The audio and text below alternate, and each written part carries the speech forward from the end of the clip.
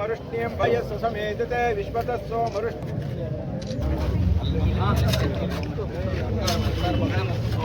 ಎಲ್ಲ ವಿಷಯಗಳನ್ನ ನಿಮ್ಮ ಹತ್ರ ಎಲ್ಲರೂ ಮಾತಾಡಿದ್ದಾರೆ. ನಿಮ್ಗೆ ಗೊತ್ತಿರೋಂಗೆ ಇದು ಸ್ಟೇಟ್ ಹೈವೇ.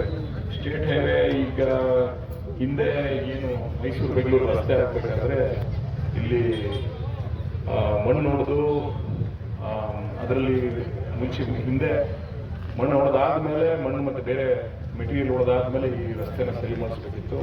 ಹಳ್ಳಗಳನ್ನ ಅಷ್ಟೇ ತಾತ್ಕಾಲಿಕವಾಗಿ ಮುಚ್ಚಿ ಈ ರಸ್ತೆ ಈ ಸ್ಥಿತಿಯಲ್ಲಿರ್ತದೆ. ಹಿಂದೆ ಮಾಡಿದಂತ ಕಂಪನಿ ಯಾರು DPL ಕಂಪನಿಯವರು ಇದನ್ನ ಪೂರ್ತಿ ಮಾಡ್ಕೊಡ್ಬೇಕಾಗಿತ್ತು. ಅದಾದ್ರೂ ಅವರು ತಾತ್ಕಾಲಿಕವಾಗಿ ಸಣ್ಣ ಪುಟ್ಟ ಗುಂಡಿ ಮುಚ್ಚಿ ಮಾಡಿದ್ದೀವಿ ಅಂತ ಹೇಳ್ಬಿಟ್ಟು ಹೋಗಿದ್ರು. ಇಲ್ಲಿ ಸುಮಾರು ಜನ ನನಗೆ ಈ ಸರ್ಕಲ್ ಇಂದಾನೆ ಸುಮಾರು ಜನ ಫೋನ್ ಮಾಡೋರು. ಶಿವಳ್ಳಿ ಸರ್ಕಲ್ ಇಂದಾನೆ ಕುತ್ಕೊಂಡು ಎಲ್ಲರೂ ಮಾತಾಡಬೇಕಾದ್ರೆ ಏನ್ ಸರ್ ಇದು ಈ ತರ ಸುಮಾರು ಜನ ಕೋಪ ಮಾಡ್ಕೊಂಡೇ ಬೈದಾರೆ. ನನಗೂ ಅರ್ಥ ಆಯ್ತದೆ, ಯಾಕೆ ನಾನೇನು ಕೋಪ ಮಾಡ್ಕೊಳ್ಳಿಲ್ಲ. ಯಾಕೆಂದ್ರೆ ನನಗೂ ಗೊತ್ತು ಈ ರಸ್ತೆ ಸ್ಥಿತಿ ಏನು.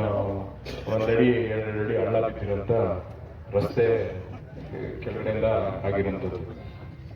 ಅವ್ರ ಕಷ್ಟ ನನಗೂ ಅರ್ಥ ಆಯ್ತು. ಅದಕ್ಕೆ ನಾನು ಏನು ಬೇಜಾರು ಮಾಡ್ಕೊಳ್ಳಿಲ್ಲ. ಇಲ್ಲಿ ಯಾರು ಇದ್ರೆ ನೀವೆಲ್ಲ ಬೈದಿದ್ದಕ್ಕೆ ಇನ್ನೂ ಜಾಸ್ತಿ ಕೆಲಸ ಮಾಡಬೇಕು ಅಂತ ಮಾಡಿ ಒಟ್ಟಿನಲ್ಲಿ ಸರ್ಕಾರದಿಂದ ಅನುದಾನವನ್ನ ಬಿಡುಗಡೆ ಮಾಡಿದೆ. ಇದೇನಂದ್ರೆ ಈಗ ಬಿಡುಗಡೆ ಮಾಡಿರೋಂಥ ಅನುದಾನ ಈಗಾಗಲೇ ಸುಮಾರು 1.25-2 ಕೋಟಿ ಅನುದಾನ ಬಿಡುಗಡೆಯಾಗಿ ಸುಮಾರು 1 ವರ್ಷ ಆಗಿತ್ತು. ಆದರೆ ಆ 1 ವರ್ಷ ಅಷ್ಟರಲ್ಲಿ ನಾವು ಏನು ಗುಂಡಿ ಮುಚ್ಚಕ್ಕೂ ಕಷ್ಟ ಆಯ್ತಾ ಇತ್ತು.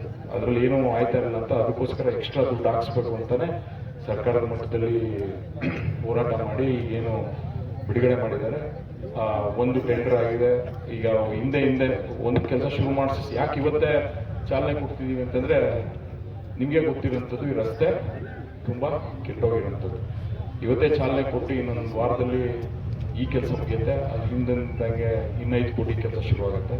ಸೊ ಎಲ್ಲ ಕೆಳಗಡೆಯಿಂದ ಶುರುವಾಗುತ್ತೆ. ಪೂಜೆ ಮಾತ್ರ ಎಲ್ಲಿ ಮಾಡ್ತಿದ್ದೀವಿ, ಆದರೆ ಕೆಳಗಡೆಯಿಂದನೇ ರಸ್ತೆ ಮೇಲ್ಗಡೆ ತನಕನೂ ಈ ರಸ್ತೆನ ಮಾಡ್ತಾ ಇದ್ದೀವಿ.